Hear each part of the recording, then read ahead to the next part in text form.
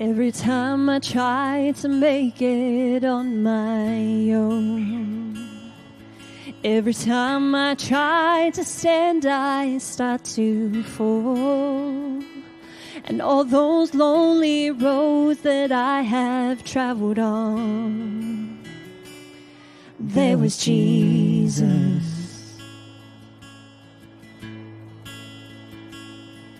When the life I built came crashing to the ground, when the friends I had were nowhere to be found, I couldn't see it then, but I can see it now. There was Jesus. In the waiting, in the searching, in the healing and the hurting, like a blessing buried in the broken pieces. Every minute, every moment, where I've been and where I'm going, even when I didn't know it or couldn't see it, there was Jesus. For this man who needs amazing kind of grace, for forgiveness at a price I couldn't pay. I'm not perfect, so I thank God every day. Oh yeah, there was Jesus. There was Jesus. Oh, in the waiting, in the searching, in the healing and the hurting, like a blessing buried in the broken pieces. Every minute, every moment, where I've been and where I'm going, even when I didn't know it or couldn't see it. On the mountain, in the valleys, oh, in the shadow of the alleys, oh, in the fire and in the flood, there was Jesus.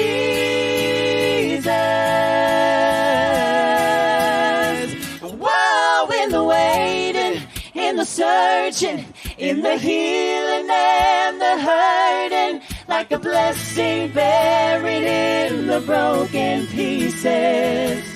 Every minute, every moment, where I've been and where I'm going, even when I didn't know it or couldn't see it, there was Jesus.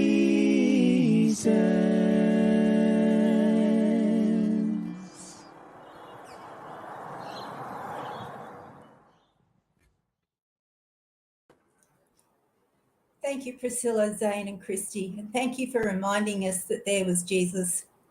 Hello, and welcome to the 2022 EnditNow Summit. Our theme this year is abuse of power. It's an issue that is difficult to address and infrequently spoken about in our church. We'd like to think that we're immune from having to deal with such issues, but sadly, we know that we're not. How do those in power and leadership relate to church members? Sadly, many members have had painful experiences that they either haven't spoken about or have not felt heard when they've tried to. In this upcoming discussion, we need to remember that we're not speaking about all people, only some. The work of the church is damaged by the abuse of power, leading people to not only mistrust the organisation, but also deeply challenges their relationship with God. We're going to talk about some uncomfortable issues tonight. Of course, we're not going to solve the problem of abuse of power in the church here tonight, but we hope by opening the discussion, we can be part of a larger movement to address these issues and to head towards healing. So what is abuse of power and what does it look like in the church? We'll look at what the church is currently doing and talk about possibly what we could do better. We'll look at the experience of one person and see what we can learn from that situation. There's a role in healing and restoration, both as church members and leaders, and what does that look like for each of us? We'd like to encourage you to be involved in the discussion tonight by commenting via Facebook or YouTube, or anonymously, if you prefer, by texting the number that you will see shown at the bottom of the screen. We'd also like here to include a trigger warning regarding some of the content. If you find anything distressing, please contact the numbers that you will find at the bottom of the screen. We'll also have people standing by that you can speak to if you feel that's what you'd like to do. But before we start, let's just offer a prayer. We really want God to be part of our discussion tonight, and we'd like to invite him in. Dear Father in heaven, we thank you that we can open this discussion tonight. It's a hard one, but we know that it's one that you would want us to have. We know that you're a God of love, and a church that is love will deal with issues even though they may be difficult. We ask that we can have this discussion respectfully, and we ask that you will guide it wherever it will go, that it will lead towards help and healing for those who have suffered in this way. Thank you, Lord, for being part of this program, and thank you for all that you do for us. Amen. To begin, I'd like to introduce you to Eric and Monique Johnson. Now, Eric is the assistant pastor of the Ballarat Church, and together he and Monique have been involved in the music ministry for many years. Tonight, they're going to sing their own original song titled, "Do Not Worry, My Child."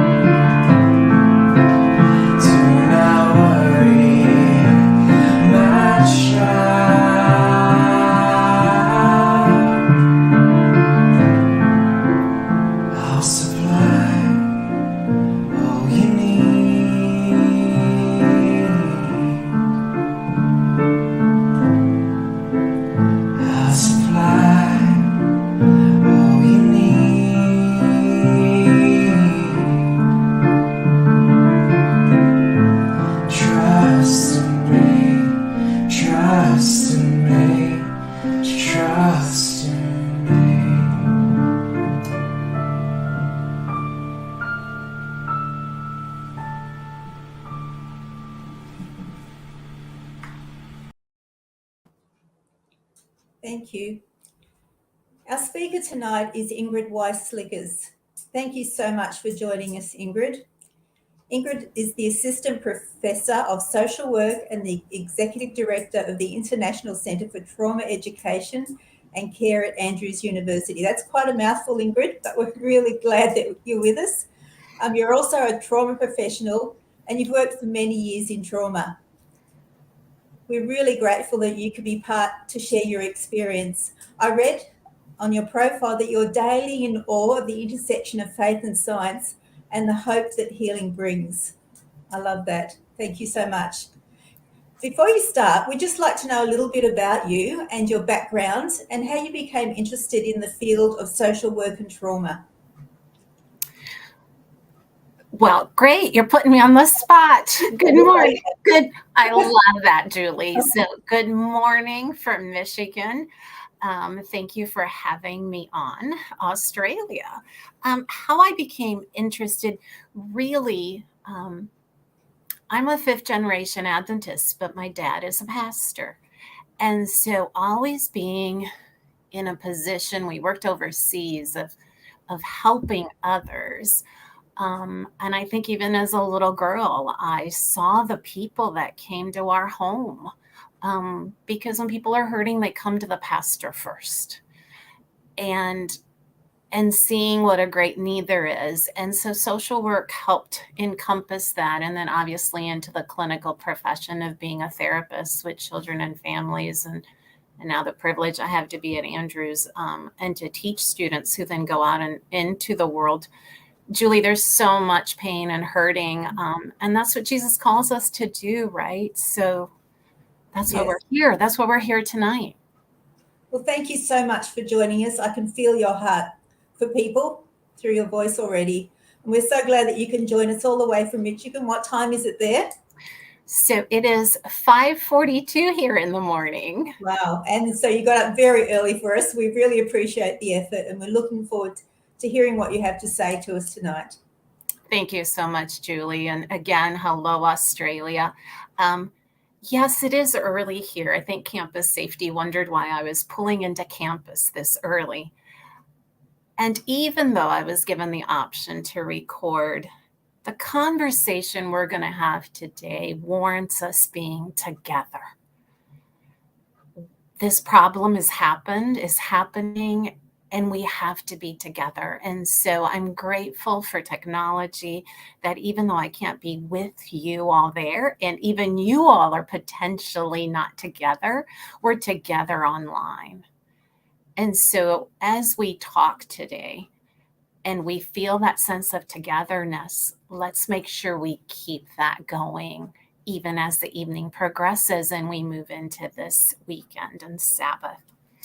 So as I prepare to share my PowerPoint, I just want to first and foremost acknowledge what this is, right? This is EnditNow. EnditNow is the General Conference's, let me go to full screen so you all can see the whole thing. EnditNow comes from the General Conference. We know this is our emphasis. So all the way from the General Conference, congratulations, Australia, for also saying we want to end it now. So I'll tell you, my privilege of being here at Andrews is that I get to work with young people, and I have interns that also work at our center. And I was talking to one of my interns earlier this week, and as she was helping me, and she said to me, wow, when you look at our title, End It Now, yes, but it says Adventists say no to violence.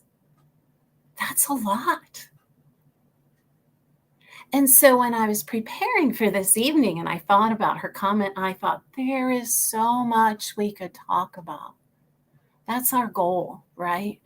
Tonight we only have a few minutes, and so we're going to be doing some chatting, but I just want you to know that I'm going to acknowledge how complex saying no to violence is, how many layers this has. But tonight we're going to try to pull a few apart as we spend some time together. So I'm going to start by telling you a story of Sophia. Obviously, that's not her real name, nor is this her picture.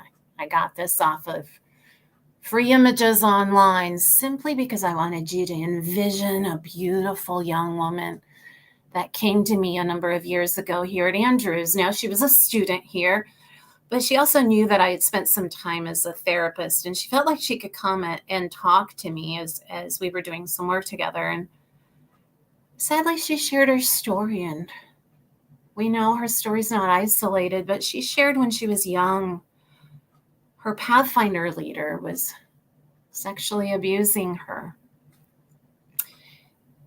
And she knew it was wrong. She knew. But she was worried because if she said something, she also knew he was related to the pastor somehow. She said, I don't recall how, if he was a cousin or what, but I knew he was related to the pastor. She said, and in addition to that, the only way that I could go to Adventist school is because my mom was actually employed by the church as a church's secretary and also janitor. And I feared if I said something, she would lose her job. I wouldn't be able to go to school. And she said, at some point, I finally got the courage to share with a Sabbath school teacher.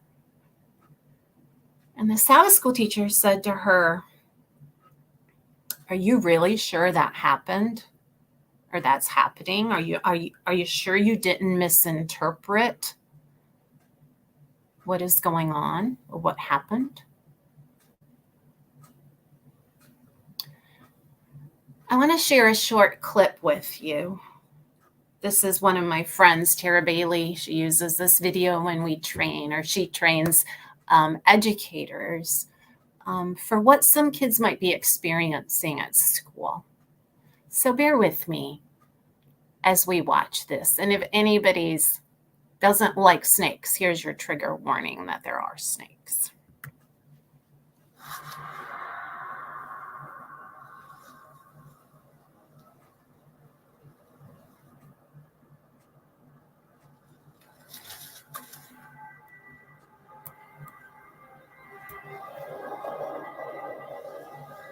A snake's eyes aren't very good, but they can detect movement.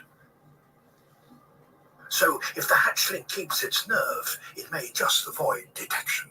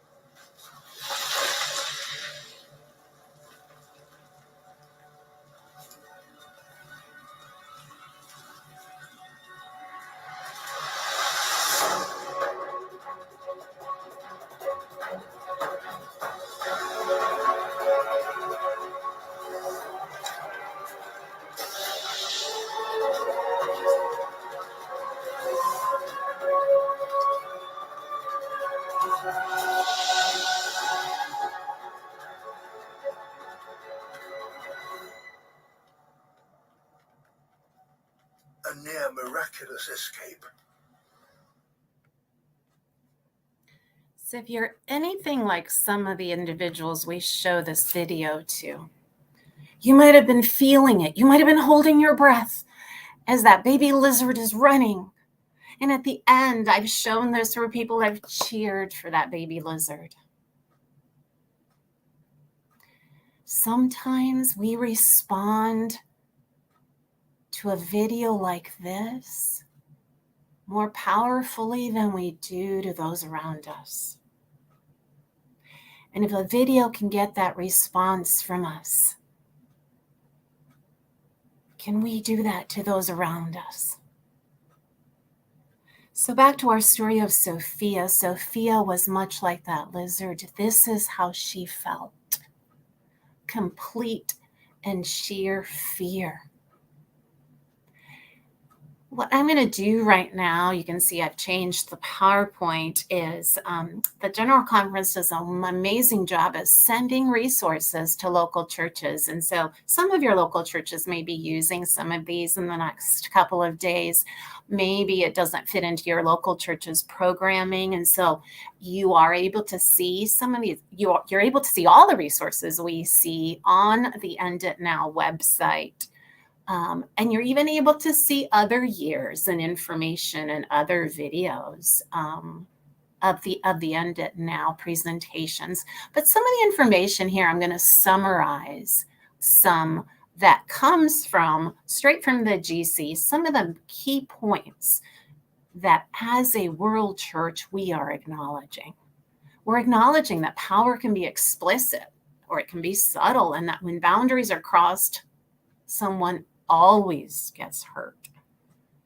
And sadly, when it's a church leader, not only are the individuals getting hurt, but we need to think about the impact of the church and the mission of the church and the sharing of the gospel. And sometimes we think these are such isolated things. It doesn't involve all of us. Or, you know what? Let women's ministries take care of that. Thank you, women's ministries, for being passionate about this. But this concerns all of us. Why? What types of power are there? So again, you can see here, we sadly, traditionally in churches, we immediately think of pastors. But it's not just them, and nor is it always them. And sometimes pastors get a bad rap. Because it could be youth leaders, it could be our bosses, it could be a caregiver, it could be husbands and wives, it could even be us as parents. Power. Other types of power, there's economic power, influence, physical, informational, psychological, emotional, spiritual, sexual power. And each of these types of power, we could spend a number of hours pulling apart as to the impact that it can have. Facts we need to know. Again, this is these facts that as Adventists, we are saying no to violence, that no church is immune. It happens on the inside just like the outside. And sometimes when that sexual misconduct occurs, we don't respond like we need to. That's why the church needs to adopt specific procedures. Now, this says that specifically for sexual misconduct, but I like to suggest for any type of misconduct, we should have a plan. If there's children involved, any ministry with children, we should have volunteer applications, appropriate background checks. We're going to talk more about that. And I'm happy that our church has moved towards that. 20 years ago, we weren't doing that. So we are making some movement. It's important to note that if you become aware of abuse by anyone, a response is vital. This is important. And it doesn't just say, oh, the leaders need to respond. We respond and notify someone. Regardless of the accusation, the mission of the church is to protect the abuse, to listen to the victim, and then obviously to cooperate and actually reach out to authorities. Sometimes we want to take care of it ourselves. Absolutely not. We call the authorities. Responding in the wrong ways sometimes makes our church, responding the wrong way to our church leaders can affect the congregation. We need to know our guidelines. Churches need to have these guidelines. And if you have questions, there's resources, and you'll be seeing some of that throughout this presentation. We know that trauma affects us. And so when I talked about Sophia, you can well imagine how that had affected her. And she's just one story out of so many. And as research has shown us, I often show this image of the brain. This is Dr. Bruce Perry, who is a child psychiatrist and has done a lot of work with children and now moving into adults. You see this brain scan. On the left, you see a healthy brain, and on the right, you see an abused brain. The front, where the red areas are, that means the most active level of thinking, of processing, of decision-making, of emotional regulation. But the brain on the right, there's a huge difference. Black means a lack of activity. And sometimes people look at this picture and they think that the child on the right actually may have been beaten on the head in those parts. But this child was not physically beaten. This child was emotionally deprived. So it was emotional abuse. And look at how it biologically impacted his brain. So if these are two children or two adults, how do you think one is responding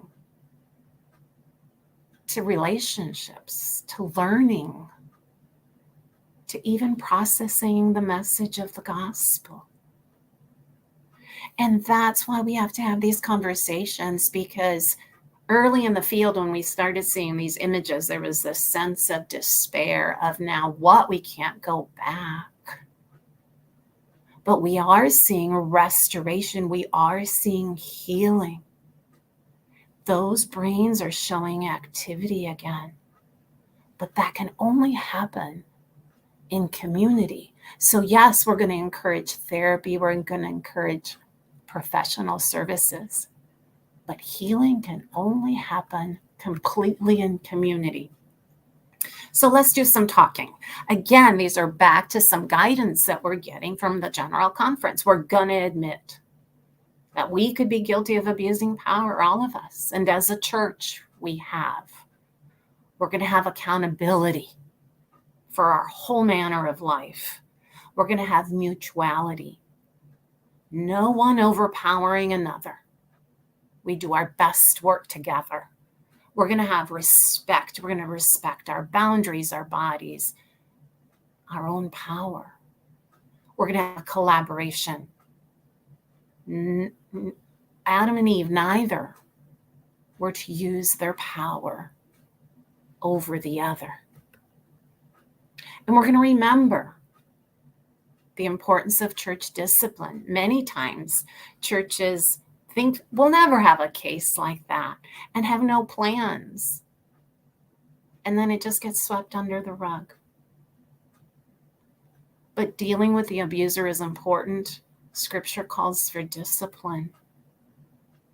And we need to be part of that whole process of restoration for everyone involved. So who exactly has power? At the beginning of the PowerPoint, I shared a list of some individuals. Pastors were at the top. Poor pastors. Hopefully they're not feeling picked on right now. Teachers. And James in Scripture says leaders will be held to a higher standard. But James also goes on to talk about our tongues. Again, power can be used for good or for evil.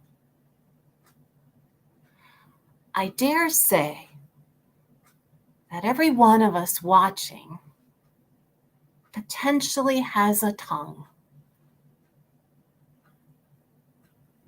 And if we have a tongue, we have power.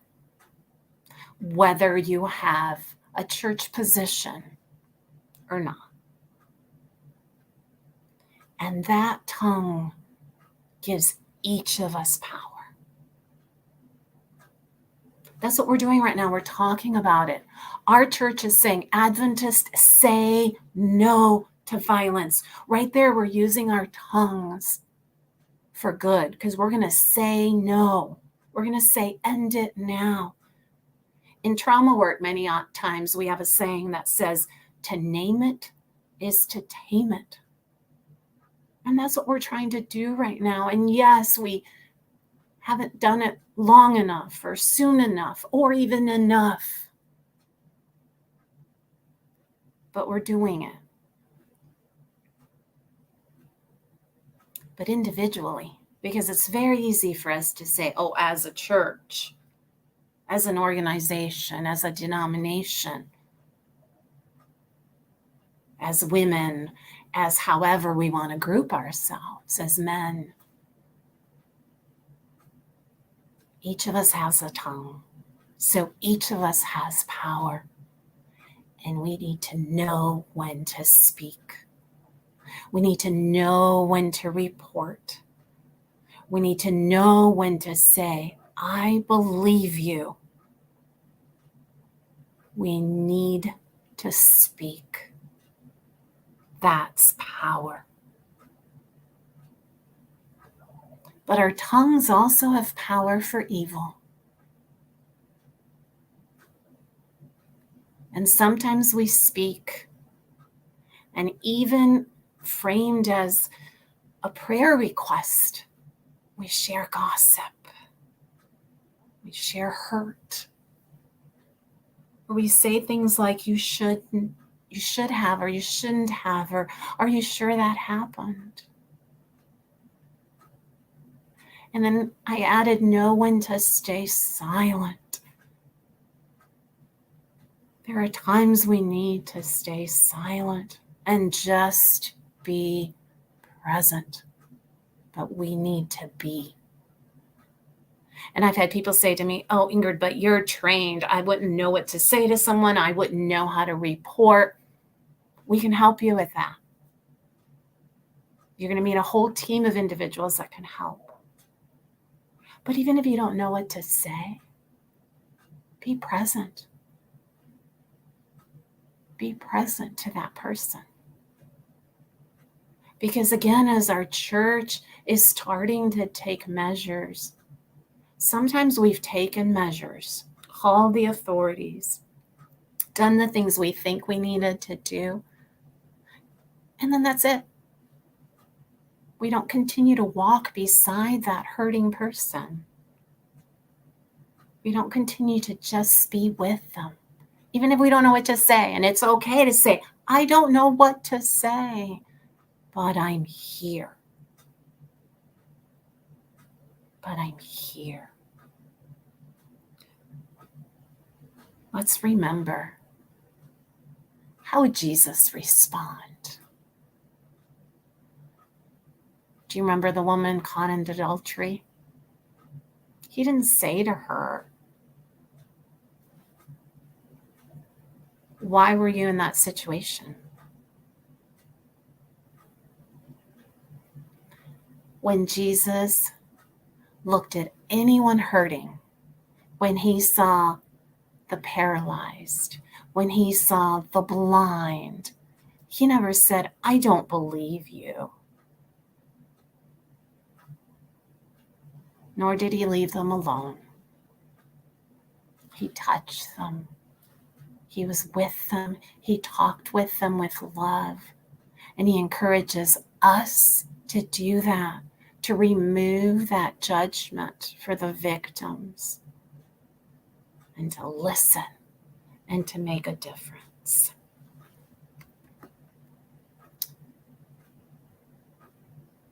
How do we do that? And so I want to encourage us, first and foremost, prayer before anything. If you're a Sabbath school teacher and tomorrow morning you're going into your little Sabbath school, pray before you go in that God not only guides the lesson and the things that you talk about, but that he guides you to recognize if there's something you need to recognize. That he guides you if you need to say something about something.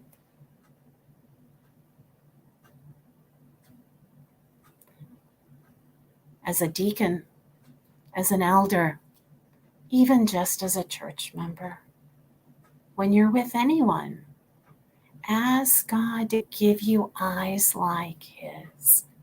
So as I train future therapists, I say to them, We can't learn everything.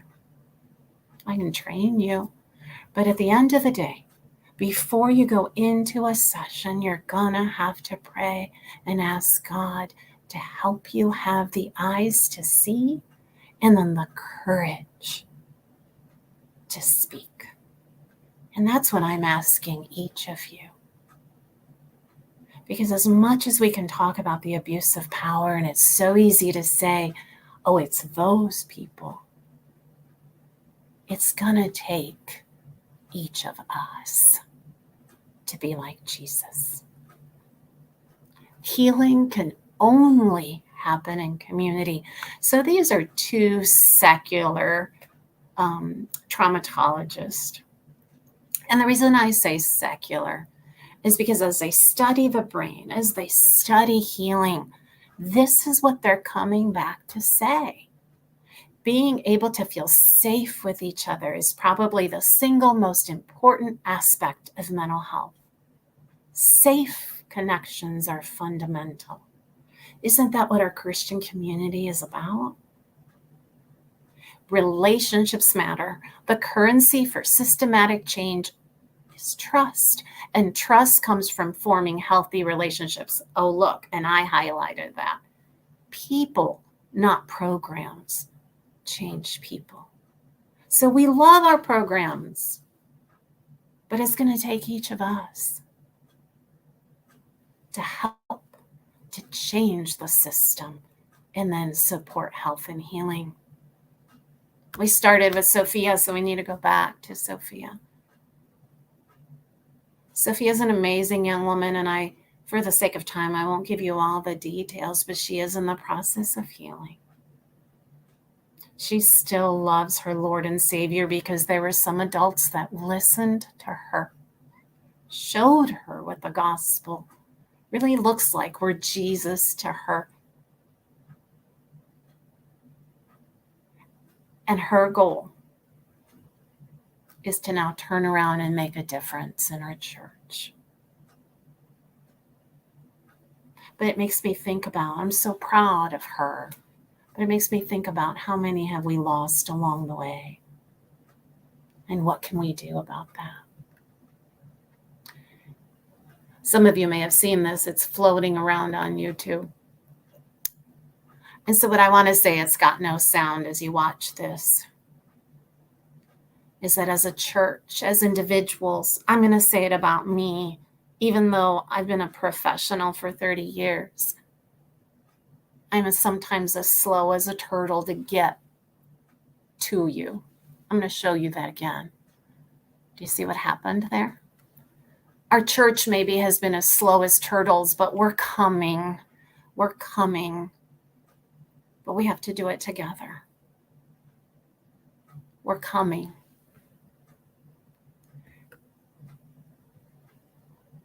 There he goes. So as I was getting trained, and some of you that have heard me speak before know I bring this up quite often. I was trained in a trauma-informed model called the sanctuary model of care. It was a secular model, which talks about how do we remain in community to support healing. And I couldn't help but notice how aligned that is with our Old Testament sanctuary, where God looked at the Israelites and said, wow, they're a mess. Aren't we a mess? And what did he do? He said, I'm going to go dwell in the midst of them, in the midst of the mess. He came to the middle of the camp. And so here we are. Let's talk about the mess. Let's be in the mess. Let's not try to make our churches these ivory towers or a hospital, right? Let's talk about the mess. Because we belong to the kingdom. But for now, I love this quote. We're all just walking each other home. But we want to walk each other home all the way, right? Not just part of the way. All the way. And so join me now as we have a discussion about what might this look like.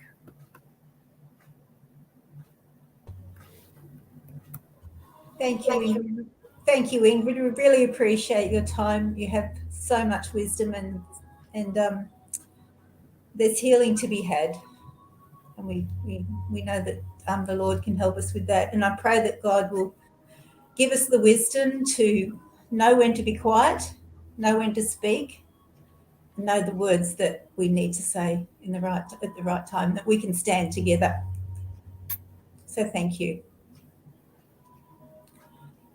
Joining me on the panel tonight, we have a number of people that some of you may know, and they may be new to some of you. The first person I'd like to invite into the room to join us is Darren Gartlett.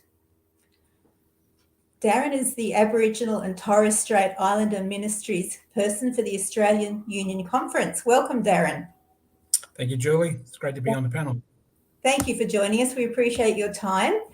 Would you like to tell us just a little bit about your background and your interest in this area and your interest in ministry generally? Yeah, okay. So I'm the Strait Islander Ministries for the Australian Union Conference, and so I cover the First Nations work for Australia, representing the Seventh-day Adventist Church.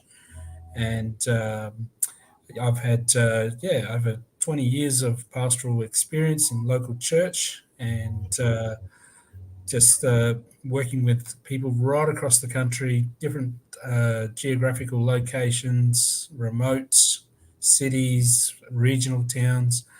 And a lot of our membership, when we look at our church, is made up of women and children. And so there's a huge ministry of healing to be done, and especially when it comes to this sort of stuff as well. And I sort of come as a male to this forum to give voice to these issues.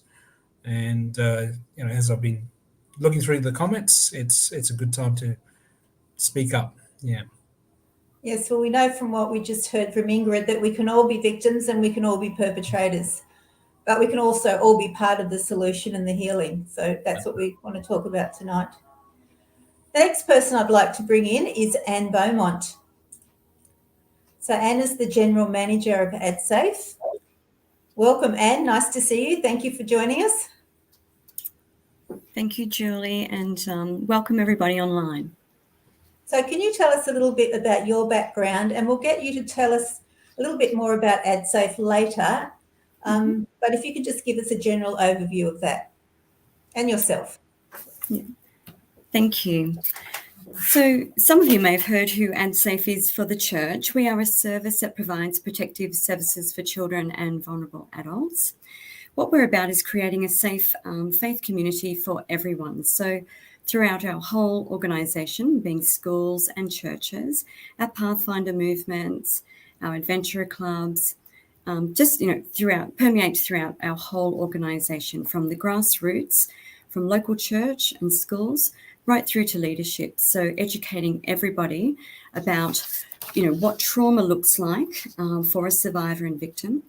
And I like to always say that AdSafe is here as a voice for survivors and victims. So some of our victims like to be known as victims and some as survivors. So I sort of ebb and flow between both of those concepts. But essentially, I'm picking up sort of what Ingrid said before, just around what a Christian community is about. And from my experience, which I'll go into shortly, it's definitely not about abuse.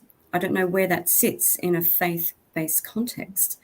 And my experience over the last 30 years has been with numerous government agencies, the police, child welfare agencies, TAFE, and my own business in child protection compliance, resilience and wellbeing, and most recently with AdSafe for the last 5.5 years. And our church has actually been committed to protecting children and vulnerable adults for the past 22 years in Australia and New Zealand context. But in the last 5.5 years, AdSafe has commenced operations. And what we're doing is educating. We're responding to,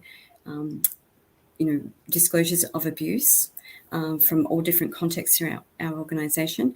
And then we're managing risks around that and ensuring that we have the right people in positions who are safe to work with children and our vulnerable adults. Thank you. Thank you, Anne. We appreciate your experience. David Haupt is our next panel member. So David ministers in Mullumbimby Church, I believe. He's the Adjunct Director of North New South Wales, and he's also a trained trauma group therapist. So David, you've been involved in the trauma area for a number of years now. Would you like to tell us a little bit about yourself and your interest in the area of trauma therapy? Good evening, everyone. Thank you for the opportunity to be on this forum. Julie, I am a survivor of multiple levels of abuse and trauma myself. And I've discovered that in my own personal life, and I guess it activated me to study further to help others. I've discovered that we can either stay victims or with God's help, we can in actual fact become survivors, actually more than survivors. I believe that our greatest pain in God's hand can in actual fact become our greatest gain. My ministry speaks to that, and I regularly work with people that have been through trauma and abuse and have seen the transformational power of God working their life towards healing. Thank you. And we'd love to hear later about how you've seen God work through the trauma situations that people have been through. Our final panel member is Natalie Leonard. Hi, Natalie. Lovely to have you with us tonight. Thank you for joining us. Now, Natalie is a speech pathologist who is currently studying psychology. You're in your honours year, I believe. Yeah. So you're pretty busy with that. And sadly, you have lived experience, and you can tell us about abuse of power in the church through your experience. You were born in Australia of Mauritian parents, but you identify as Australian with eclectic hints of Mauritius. So can you tell us a little bit more about yourself than what I've just told everybody there?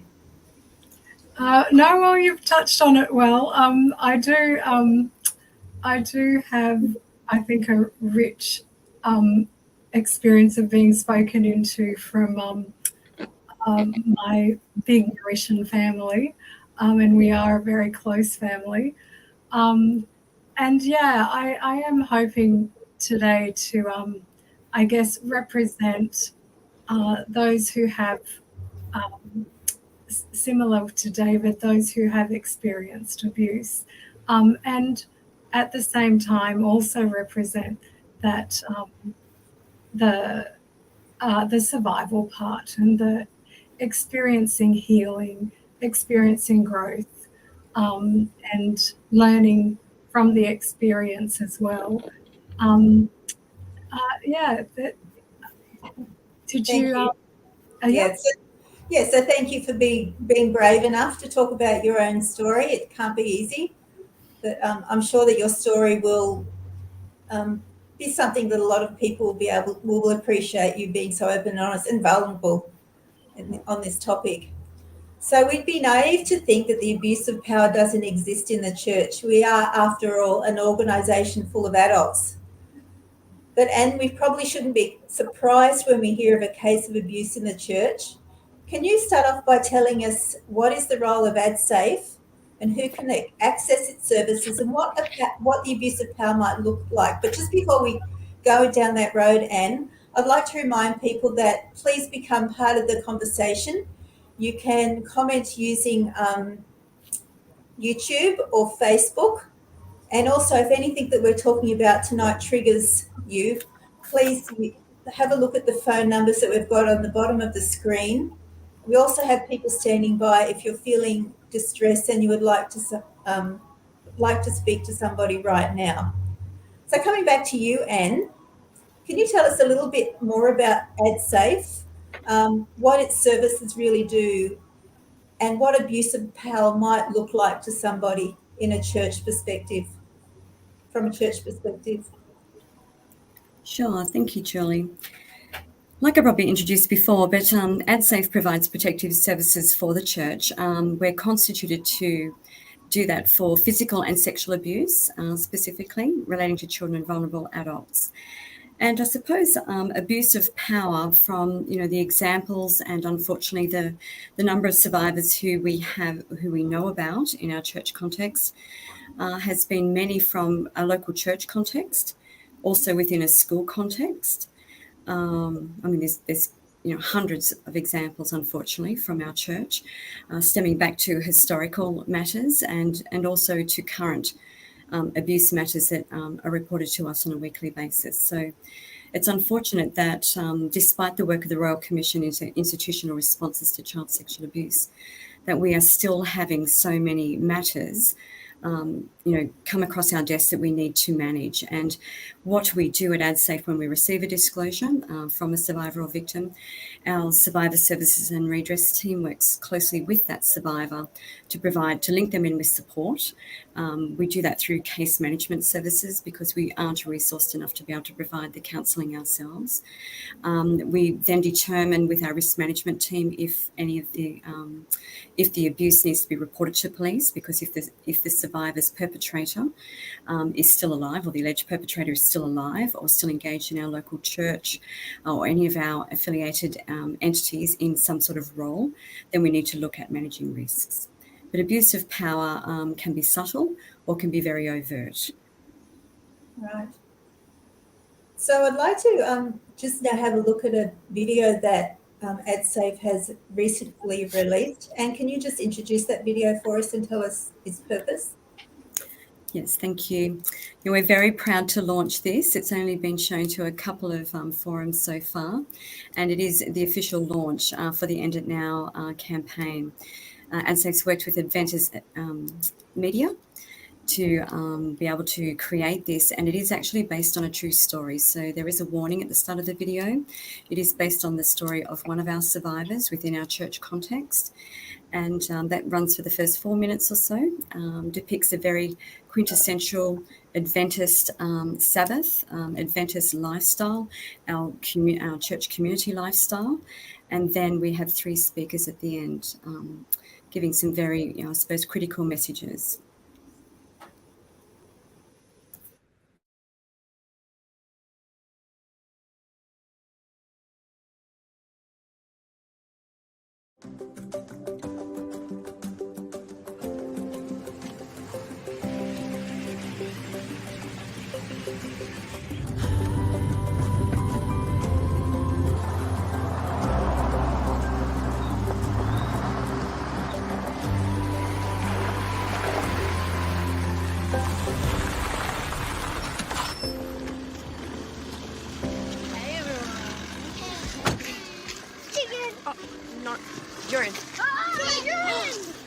Time to light the fire!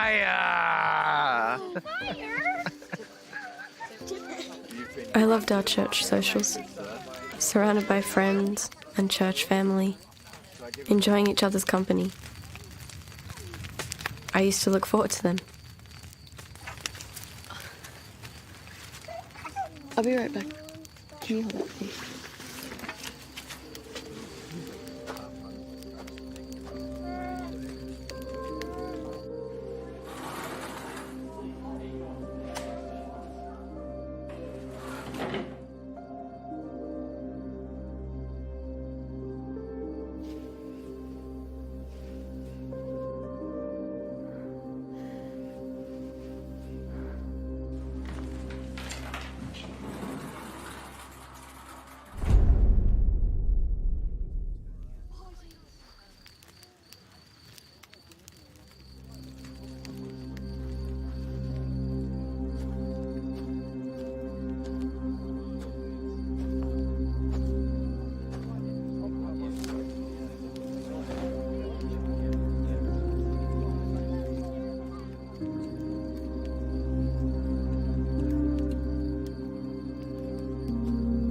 I think it's time we sing Kumbaya.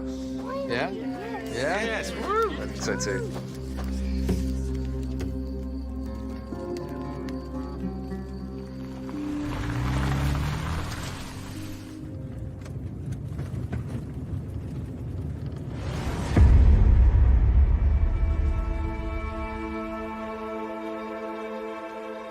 Nowhere was safe.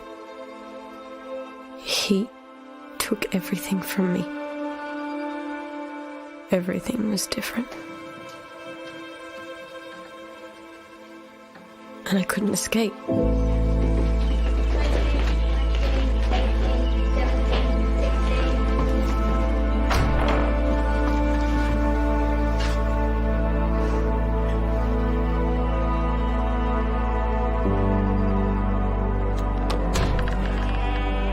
At different gatherings, it happened again and again.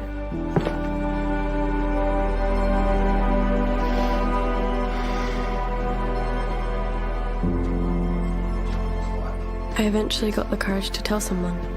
Filling your head with a lot of nonsense, a lot of imagination. So The pastor brought together church leaders and members. But they didn't believe me.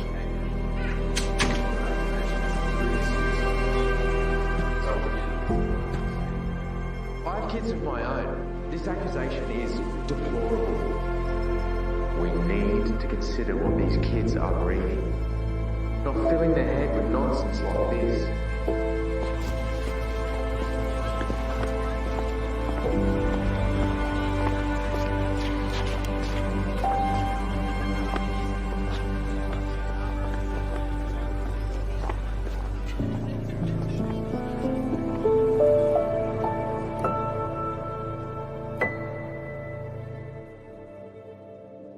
All my life, I have felt safe at church.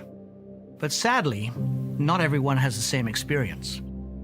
Jesus said, "Bring the little children to me, for theirs is the kingdom of heaven." And he also said, "If anyone harms them, it would be better for them to have not existed." Jesus wants our places of service, our schools, our churches, our address centers of influence to be safe for everyone, and in particular for those who are the most vulnerable amongst us. AdSafe provides the resources and training for us as members to be safe at a certain standard, and they bring a different perspective or set of eyes to determine if our places are truly safe for all who enter the doors. The Bible is very clear that Jesus was safe to be with and wanted his church, the body of Christ, to be safe as well. This is the wonderful gift that he has given our church community, a community full of loving and lovable brothers and sisters, mothers and fathers, children and young people, empowered by God's unconditional love and acceptance for us. Solomon, under inspiration, spoke of God's direction for leaders of his communities, where he states, "Speak up for those who cannot speak for themselves. Ensure justice for those being crushed. Yes, speak up for the poor and the helpless, and see that they get justice." In 2017, AdSafe commenced operations in response to the proceedings of the Australian Royal Commission into institutional responses to child sexual abuse. This highlighted that religious institutions accounted for 59% of child sexual abuse reported. This is indeed a sad indictment for all faith-based organisations, and our church is not immune from abuse. AdSafe is an advisory and support service for our church that has specialist staff who provide trauma-informed support to survivors, managing known risks, and delivers education to all denominational entities throughout the South Pacific Division.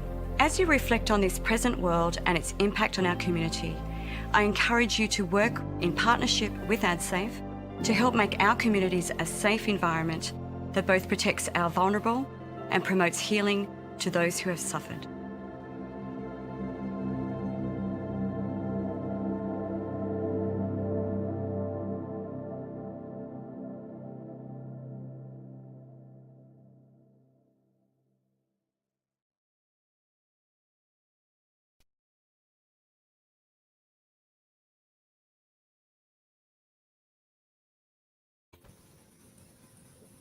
Thanks, Anne. A very confronting video, but a necessary one, no doubt. Thank you for what you're doing in that space. David, Darren, I'd like to come to you next. Anne's been speaking about sexual and physical abuse, and that's probably what comes to our minds first of all when we think of abuse. But abuse can take on many forms, and I'd like anyone to jump in here who feels they'd like to comment on this, but I'll start with Darren.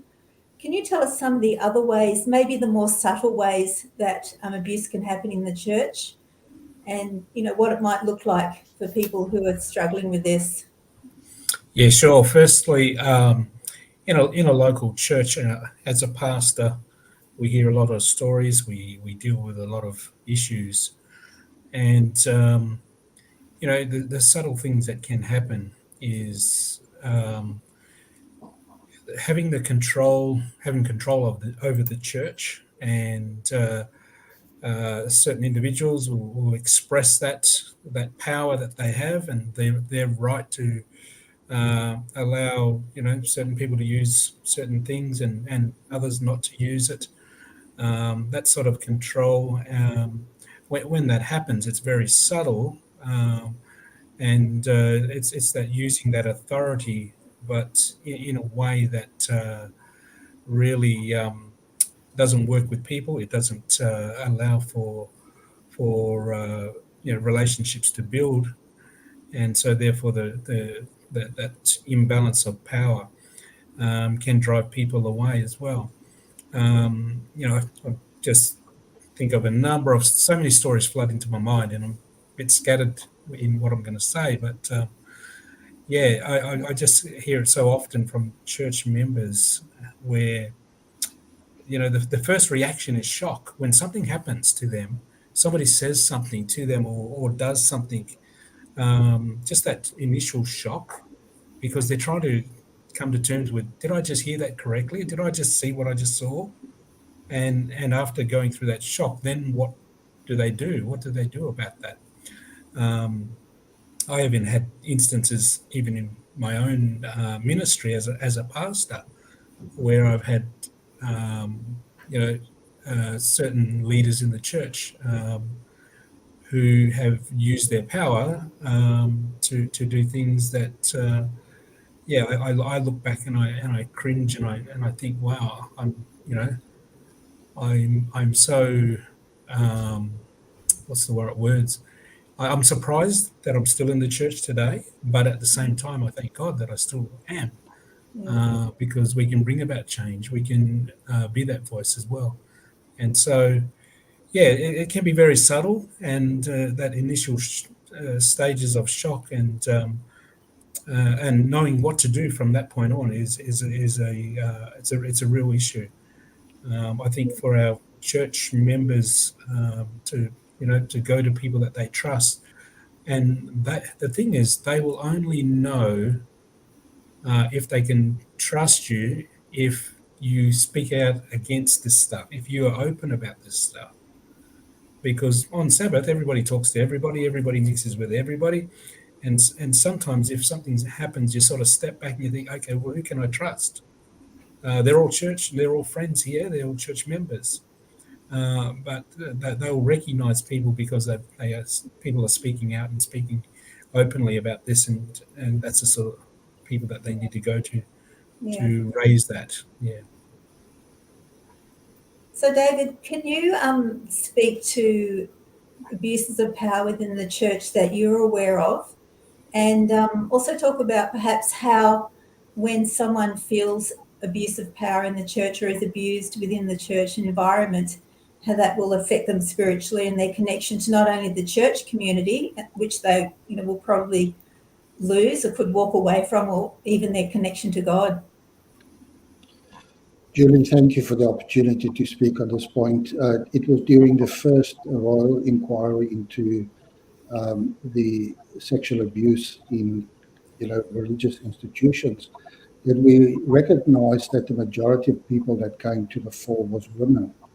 And it's interesting that the way that females, when they are experiencing abuse, the way that they normally demonstrate is that they actually withdraw, and they normally have emotional outbursts.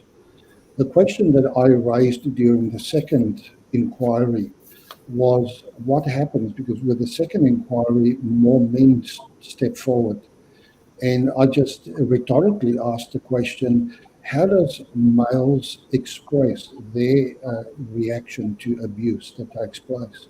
And very typical to depression, for instance, males will, it will implode internally. They will become angry. They will start to make use of substance abuse to try and cope. And while for the female, we tend to rally around it because of their emotional outburst of tears and what we will, and the suicidal attempts, we often will find that men will become aggressive and start to use alcohol and substance. And the way that the church deals with that is that we shun them further. So there is a misplaced power abuse and the way that we so often, how it impacts a victim of abuse and trauma. Another aspect, which is more psychological, is that we experience, as an abused person, we experience a sense of shame. Shame psychologically says that I'm defective, I'm deficient, I'm flawed, I don't measure up, I'll never be good enough. And that is something that so often holds people from being able to speak out, because they often ask the question, is it really happening? Maybe I misunderstood the attention that was given, or maybe I contributed to this. And I so often work with adults, sometimes deep in the 70s and 80s, still battling with shame in their life. And for the first time, as they sit down with me, they actually recognize that shame actually held them back. And as a 7-year-old, when that abuse took place, a 7-year-old cannot do what they thought that they were doing. So there's another area, and that is that we often have the spiritual abuse that takes place by well-meaning pastors, and which further attributes to that sense of shame in that person's life, because as they speak out about this, the immediate question that comes back, so what have you done wrong that this has taken place? So there's multiple levels, and for too long, people are held back in their shame and in their trauma, and are unable to come out because we isolate them. Yeah, I'd like to, in a little while, come to what we as individual church members and the church as an organisation can do to support people, so that they do feel that the church is a safe place for them to speak up. And we'll look at that in a moment. But first of all, I'd like to come to Natalie. Natalie, you're going to tell us about your lived experience of abuse in the church and how it was resolved and how things look for you moving forward. So just to clarify, mine was actually not abuse in the church, my own experience. However, my son's was, but my own experience was within a marriage, abuse within a marriage, and where you trust the person. And I just want to highlight that, even though this was 16 years ago, just even discussing these things today brings on a lot of emotion and a lot of anxiety even. And, you realize that it's still there. Watching the video that Ingrid played about the snakes and the reptile, the lizard, I actually realized that sense and that heightened sense of fear can still come back in an instant just by talking about it. So, I guess, so I was 6 years in an abusive marriage, and just to, I guess, highlight that it did start off very, very small with very small, almost unnoticeable. So it was very difficult, even as somebody who I would say, I was doing a lot of professional development in the area with identifying abuse in other families, and couldn't even see it in my own marriage, which was something that was that really spoke loudly to me later. But I actually, I guess, having had the experience, I've actually been able to see over the time, and even over these past 16 years, through the healing, been able to see that it is so multi-layered, because the abuse is not just the partner who doesn't know how to react in a healthy way, but actually is reacts through rage. But also in the community's understanding. And when I say community, I'm saying church community. So what I felt very much that happened was that after it happened, the church community shrinks back.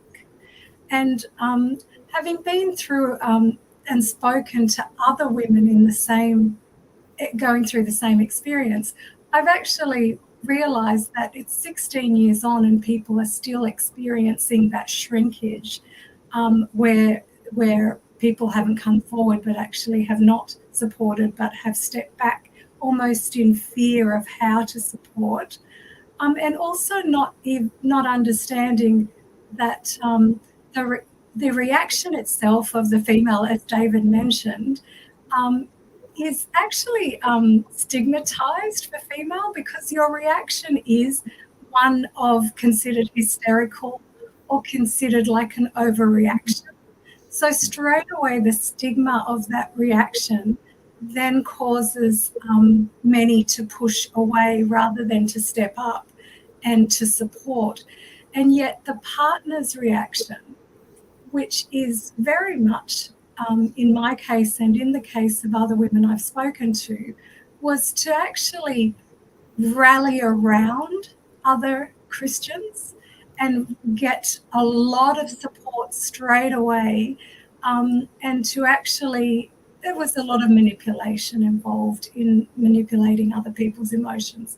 So that also resulted in a big shift of not feeling that you were safe to go back to church, basically, because you couldn't show your face there because you felt that your partner was still there.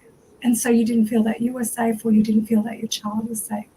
And yeah, I guess it's understanding that it doesn't just go away after a month or 2 months, that for a long time you live with a lot of fear, and you are you are in a state of survival for a while. And with my son's experience, it was physical abuse by a pastor, and it was at a camp. And I actually found that even though I went through all the right paths to tell the head of the camp, to tell the head of the conference, that it actually, there was no real outcome. There was no real support. There was no real belief. And so we've just still got a long way to go. And of course, back then there was no AdSafe, so it's very exciting, Anne, to know that there is there's a process now when children are involved. I still feel we have, and reading some of the comments from victims and survivors, I can see that there is still a lot of emotion wrapped up, because people are still hurting, and people wanted, as Terry said in the video, that he's always felt safe, and people actually wanted to feel safe in the church and were let down or betrayed. And so there is that hurt that as I'm reading the comments, I can see that others are sharing, and that I also had. Yeah, I think there's an expectation that we all have, that because we're in the church, we're in a safe place. We make that assumption. So when it comes across, something happens and we're not, it's extremely, it's very, very painful and difficult to deal with.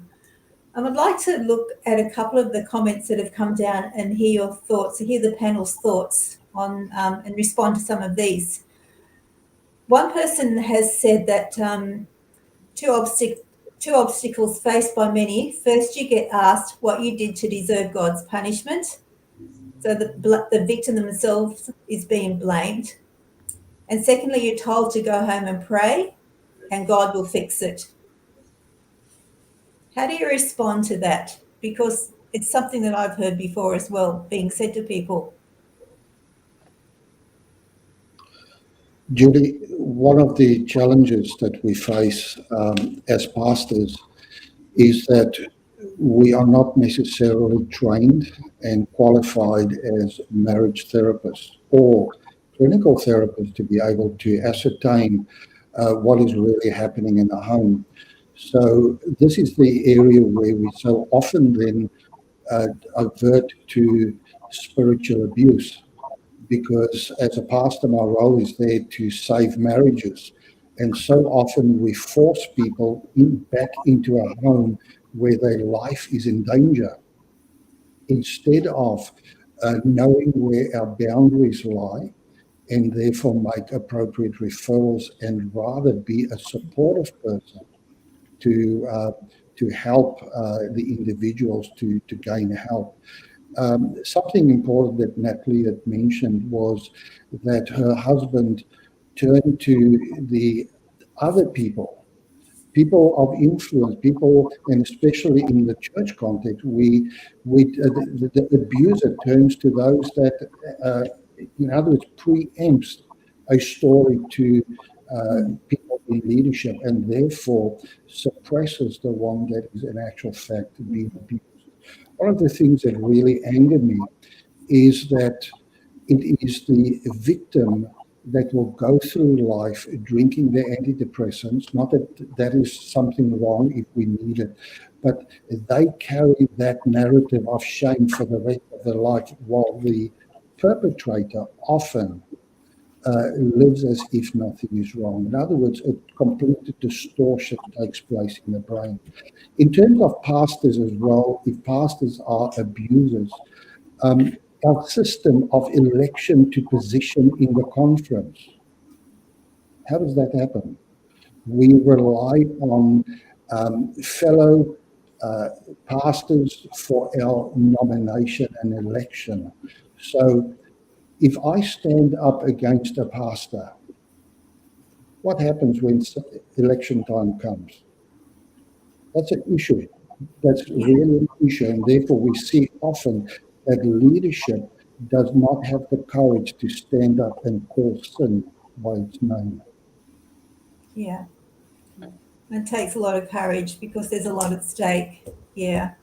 Just in reference to what you were saying a minute ago, David, I've heard Ingrid say that instead of asking why people behave a certain way, we should ask what happened to them to make them behave in that way. Yeah. And yeah, I like that thought because there's usually a reason, like I've heard said before, hurting people hurt people. Yeah. I'd like to address a question that Rose has put out, probably to you, Anne. She said, does AdSafe only deal with physical and sexual abuse? What about emotional abuse? And that's a really great question, Rose. AdSafe was originally funded to provide protective services relating to physical and sexual abuse. However, often those forms of abuse have other layers of abuse attached to them. So abuse of power, it can look like emotional abuse, it can look like psychological abuse. So yes, they are looked at in terms of AdSafe's scope of work in conjunction with the physical and sexual abuse, but not to look at emotional abuse in and of itself. And also, just picking up on what David was just in his response to that previous comment from one of the attendees, the work of the Royal Commission, certainly, unfortunately highlighted that, especially from a faith-based context, that our responses to survivors and victims was quite disgraceful from Christian organisations, of how we would place the blame back onto the victim and the survivor and not place it fairly and squarely on the actual alleged perpetrator. And unfortunately, countless examples of people in leadership positions, whether that is a pastor or church boards or church elders, that would believe the alleged perpetrator over the victim. which is something that is incredibly damaging. And when we look at, abuse in damaging in and of itself, but in a faith-based context, there was another comment that I saw, and maybe that was one you're going to raise, Julie, but it's quite profound, is that one of the attendees said that the distorted view of what God looks like, and that is the secondary, the secondary layer here, is that not only are they abused and then go through a trauma journey for their entire life, then they are also, unfortunately, their faith journey is quite often disintegrated, disconnected, broken, and so that's another layer, of hurt and trauma for our faith communities, and that's the thing that we are grappling with, quite often when we're working with our survivors in our church context, is that it's like a secondary hurt. And when we're talking about the effect of abuse, and I know that Ingrid in the initial presentation tonight, she talked about abuse affecting everyone, and that's what we see on a regular basis with AdSafe, is that first and foremost the victim and the survivor, their families, church communities, depending on the nature of the matter, and if it goes to court and things like that, then it's hard to contain confidentiality when things get to that level. Church leadership and our church's reputation. There is so many things at stake here, and it's just that abuse should not have any place in any faith-based context, let alone our church. Yeah.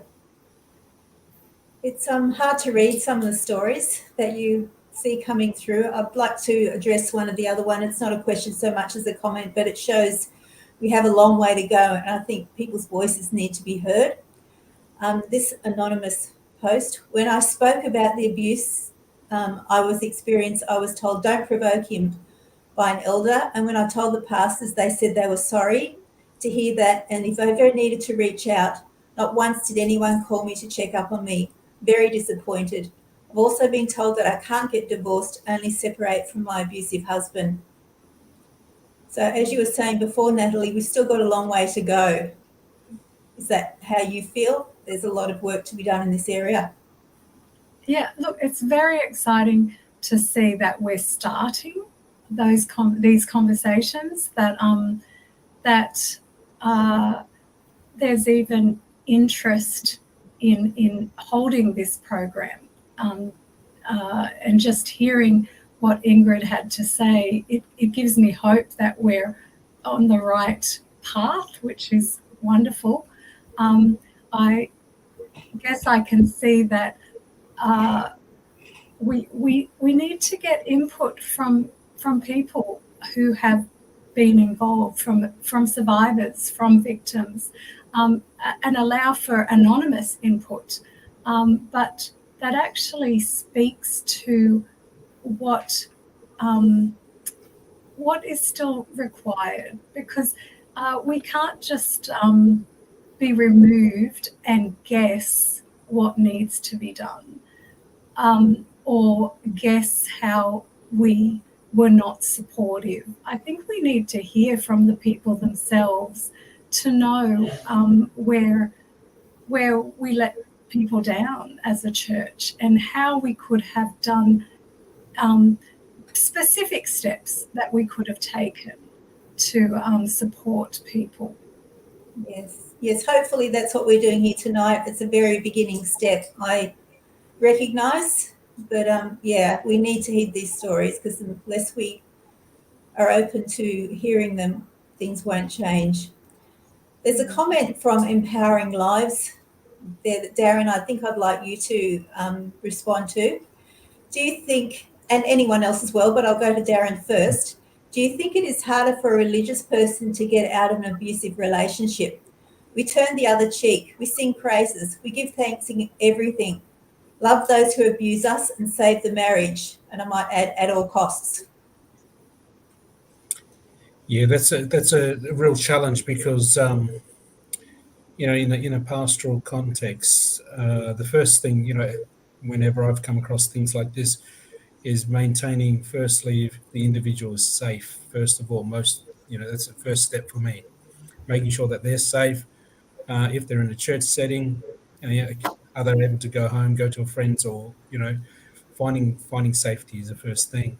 But in the church context, I think it's wise to give counsel in a way that looks at it openly, and and there are times where, as church leaders, that we do say, no, this is, whilst the Bible says that, for adultery you separate and things like that, I think you've got to look at the bigger picture of the relationship and abuse and how that all ties into that, and certainly give the right counsel in regards to that. But in that religious context, it's to simply say, pray about it, go home, and let us know next week how it goes. Yeah, that's not sufficient. It's not sufficient. And but offering steps, and one of the first things I always did in a local church or community where I've worked, finding out all the services. Number one, what services are in your community? When I say services, if somebody comes to you and discloses or shares, or they need help in whatever it may be, you ought to know what those services are right there in your community, and should have them on hand that you can refer to, rather than just saying, go home and pray about it, or here's a couple of verses and go home and deal with that. So yeah, getting the right help and professional help around you is so critical. And yeah, it really, in that religious context, I think it's really pulling away some of those layers and saying, hey, okay, what are we dealing with here? Let's work this through, and try not to have those things as barriers, getting to get the help and to give the help. Yeah.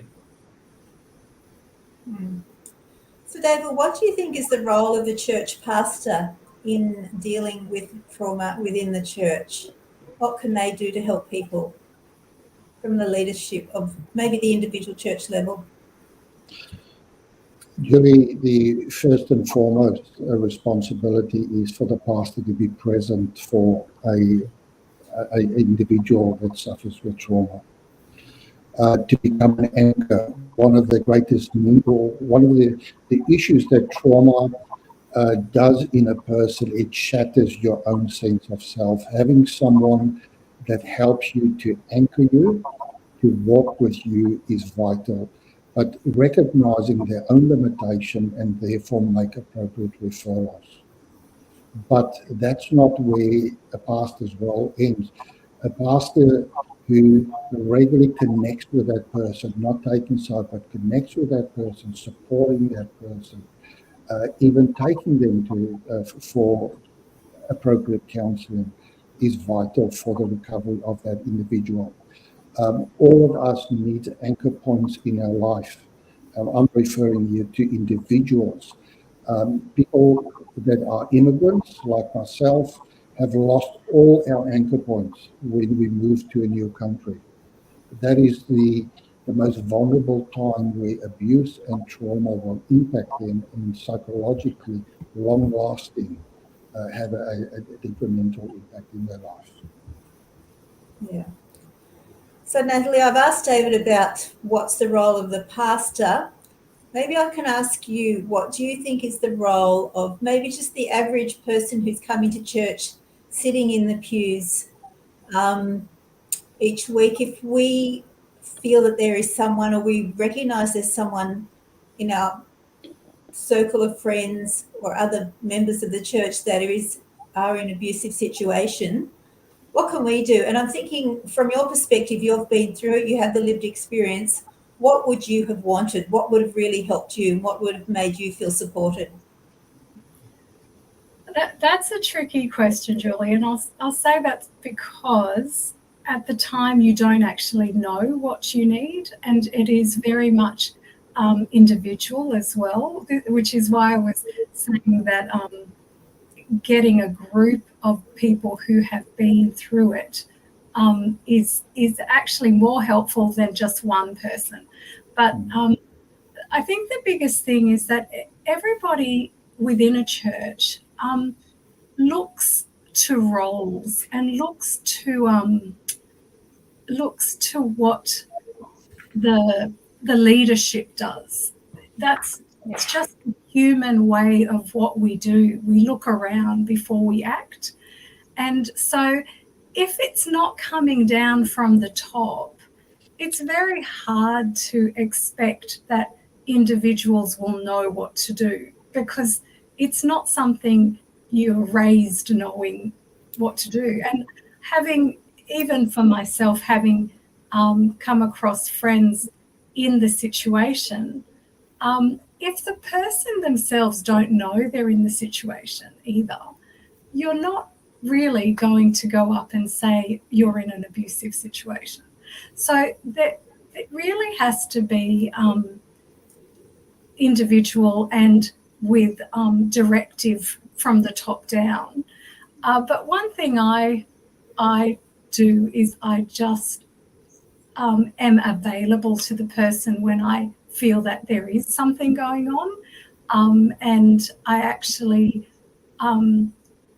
I guess am there for when and if something does occur that they then feel that they can open up to me about. But it is because it's a power role, and we're talking about abuse of power. It's actually really frightening and intimidating to, and I think not just for women, but even for other men, to actually stand up to a perpetrator. It's not actually as easy as you think, and sometimes this is why people do nothing or take on the side of the perpetrator, because there's more power on that side. So, this is much more complex than can be, resolved in one forum.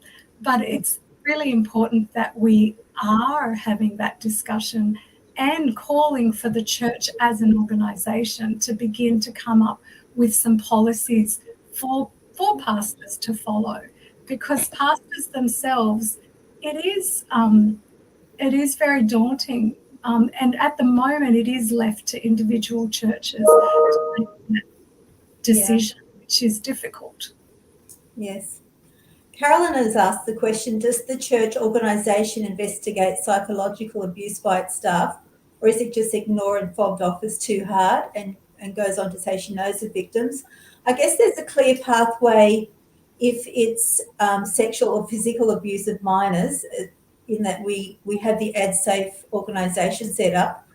But it seems to me possibly that the pathway of more subtle or psychological abuse is a little bit more unclear. We're not really quite sure. So maybe we go to the pastor, or we don't feel safe to go to the pastor. We're worried about it being spread to, people that we don't want to know. We don't want people to know what's happening. Can someone speak to that, the support of investigating psychological abuse?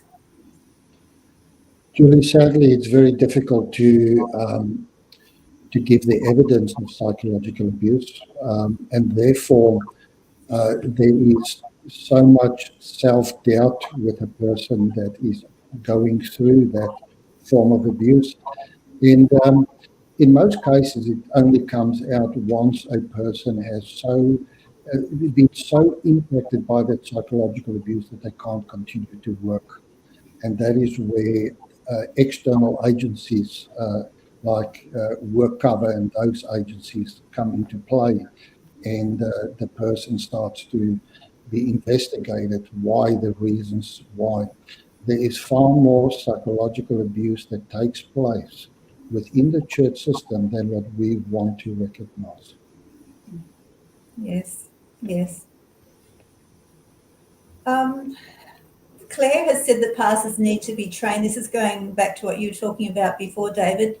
Pastors need to be trained to identify signs of abuse and how to help guide them to safety. So the pastor is more a referral, I guess. Maybe they recognise and then refer on. But then Carolyn has said, what about when the pastor is the perpetrator? And I think that's when it can be very threatening, and the video that we saw at the beginning showed that was a real situation that happens, and we know it happens. Very hard to talk about and imagine, but for some people it's their reality. What can a person in a church do when the abuse is being perpetrated by the church pastor themselves? They're the ones that we would normally go to for support. First and foremost, pastors are supposed to be trained to recognise that they are mandated to go through safe training so that they can recognise when there is grooming and abuse, etc., happening in the local church. And if the pastor is the abuser, I would suggest that a person talk to someone else that they deem to be a safe person, or phone directly at SAFE. Just in the past few months, I have made a number of reports to AdSafe to investigate. And that is sad that has to be done. But my role as a pastor is not to do the investigation. Sadly, that is what most pastors are trying to do. They're not trained for that. They are trained, or supposed to be trained, to identify the signs and then make the referral. And there's been cases where I have been uncertain about things. I would still phone in and talk to the investigative officer and say, look, here are the things that I observe, here is my hunch, and they will guide you through that. Right. So who's responsible to stop this abuse happening? Just going to let that one sit there for a minute. Who's responsible? Is it the leadership? Is it me? I wonder if we're asking the wrong question there. I wonder if is it possible to end it? Is it possible in this broken world, is my question. Maybe not, but what we can do is support the victims. We might never be able to end it in this very broken world. We can keep putting things in place to protect and minimize, but actually ending is, I just question if that's a possibility. Saying that, though, support is a possibility, policies are a possibility, providing pastors with numbers to contact all possibilities, no longer telling people to stay in these very dangerous relationships is a possibility. So there are things we can do. The best thing for me, looking back, was a pastor, a female pastor, who actually, because I kept the Christian narrative of a good wife stays was playing in my mind. And so I was staying, and I was continually going back and praying and praying and praying and asking, God to lead me. And a female pastor actually was the one who stepped up and said to me that this doesn't go away, that this is not the marriage that God intended, and that the contract, the marriage, the husband loving his wife as Jesus loved the church was not being fulfilled in our marriage. And that was enormous for me. That spoke huge words for me, because I realized that that this was not what Jesus intended.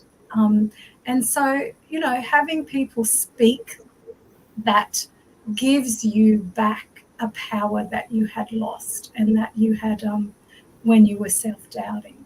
So there is a lot we can do, but I don't know if ending it is one of the things we can. Yeah. So Natalie, the lesson I'm hearing from you is saying that if you're not heard, keep trying, try someone else. Is that what you would say? Absolutely. Okay. And work out, because you will quickly find the person who hears and the person who doesn't. And you eventually begin to navigate and find more people who understand, and protect yourself from people who are continually making you continue those narratives of self-blame and guilt and should I have done this, should I have gone back. Those are not healthy narratives. And so finding the person who actually speaks in with truth and love, I definitely believe that Jesus was there and led me to the people who were reflecting him. Yes, yeah. I'd like to ask each of you in closing to think about, what would you like to see change so that healing and restoration can begin? I think we'll agree, and I think the viewers have said in their comments that thinking that we can totally get rid of all abuse in a sinful world is probably not a realistic expectation. But we want to do better. And if you have been abused in the church, I'm so sorry. But I'm glad we're having this conversation now. So Darren, I'd like to start with you. What do you think is something that we could do better, either as a church or as individuals? Yeah, first thing is listening, and I say listening as a church, listening to these stories, listening to people's experiences, and providing opportunity even from the pulpit where these stories and accounts are shared, because the more we become familiar with signs, symptoms, all the whole lot, even how we currently respond to stuff, the more we talk about that, the more understanding comes, and the more that we become aware of how we can do things better as well. So I think, hearing and will be the first step for healing. Thank you. Anne, what do you think? What would you like to see us do better or do differently? Yeah, in our role at AdSafe, we have our reactive teams who respond to disclosures, manage risks, but where we need to get the most change in terms of our faith-based culture around what abuse is and how we respond to it is through our safeguarding services, which is our training and our education. And what we need to do more is to actually focus on training modules around what trauma-informed care looks like. So from church leadership, school leadership, in children, victims, survivors, our members, like throughout the whole organisations, to know what trauma looks like. And so that as a church, we can actually authentically be truly compassionate when abuse is actually disclosed to us. Because I think for healing to occur, we really need to listen, which is some of the themes that have been said today. We all need to have a voice about this. We need to feel brave enough and safe enough to come forward to talk about these issues, to change the culture. It will take time, but I am supremely optimistic that we will see some changes. We already have, but we've still got a lot to do. And I firmly believe in all of my experience in this space is that together we can all make a difference. Natalie, I'm going to come to you next. Thank you, Anne. Natalie, what would you like to see us do better? I think I agree with what Anne has said, but with what everyone's spoken out, that we just being there, just hearing people, just listening, destigmatizing the person who speaks up. And it's actually, I guess men and women. Yes, it is predominantly women who are abused, but in terms of physical abuse, but there are also men.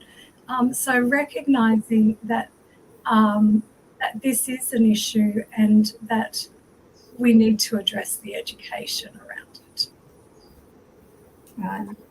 David, I'm going to give you the final word. What would you like to see us do better as a church and probably as individuals? I agree with what all the others have said, so I don't want to repeat that. I want to bring another angle, and that is to provide support for survivors to the point where they can reframe the impact that trauma and abuse have had in their life. Reframing is in actual fact a transformative power of suffering. We talk about post-traumatic stress disorder. What if we can actually help people to grow towards post-traumatic growth? In other words, where they start to make a change by sharing their story, not as a victim, but as someone that actually have grown in strength because of the support that's been provided for them. Yeah. So there's healing in community. Yeah. Yeah. Thank you so much. Thank you, each one of you, for joining, and for being part of the panel. David, would you like to say a prayer to finish off? I would love that. Thank you. Thank you. Gracious Father, the courage that so many people have had tonight to stay online, as they were triggered by the stories that have been shared, the experiences that is so similar to their own. What a disgrace, Lord, that your church is no different in some ways to the world out there. But you've pre-warned us about that. You pre-warned us about that Satan's full focus will be to try and attack this church, that there would be leaders wrapped in leadership clothing, but in actual fact ravaging wolves. Father, make us wise, but above all, help us to come and hide in your presence, to drink in and experience the love of a Father that doesn't abuse, but a Father that keeps on giving to the point where he gave his own Son to give us a way out. Father, my prayer is for healing for those that have been experiencing hurt and pain. And I pray that we can activate them towards a process whereby they actually become healers for others, and in so doing experience the transformational power of reframe. And may we start a movement in our church, a movement to rally around broken hearts and bring the heart of Jesus to those in our midst. May your blessing rest upon them and on each one that took part tonight, and the organizers. We thank you in Jesus' name. Amen. Thank you, Darren, Anne, and David, for being part of our panel and for bringing your expertise and your thoughts. We really appreciate what you've done. Thank you, Natalie, for being brave enough to share your story, and we hope it gives inspiration and hope to other people who have been on a similar journey. And thank you to Adventist Women for the opportunity to have this discussion. It's not an easy one. I know it's brought up a lot of difficult feelings for a lot of people. If it has, please reach out to AdSafe or the numbers that are on the screen. We're about to finish with a song from the Melbourne Youth Choir called What a Friend We Have in Jesus. After the song is finished, we're going to continue to have the phone numbers come up on the screen, and please, can I encourage you, if you're feeling triggered or you just want someone to talk to about these issues, please make those phone calls. Blessing to you all, and thank you.